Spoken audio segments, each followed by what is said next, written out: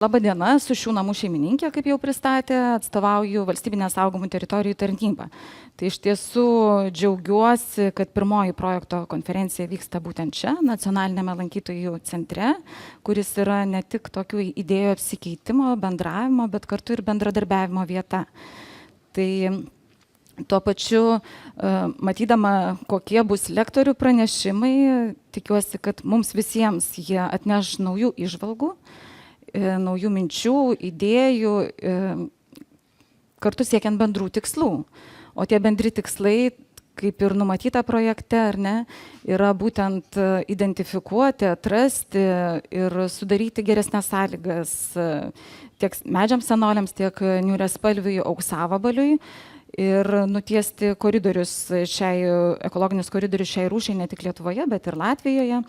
Ir pati galvodama, nesu entomologė, matau, yra čia entomologų profesionalų. Lietuva kol kas lyg ir neturi nacionalinio vabalo. Galvoju, galbūt būtent šita rūšis Europoje saugoma, bet mes kartu sukursime legendą ir suprasime, galbūt įtikinsime visą visuomenę, kad jinai gali turėti tą garbę prisimti šį titulą.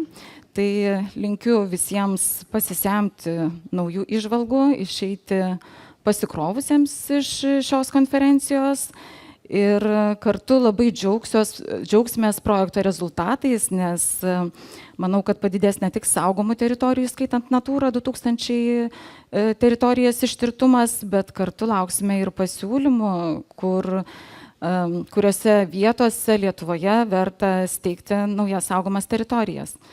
Ačiū už kvietimą ir bendrausime.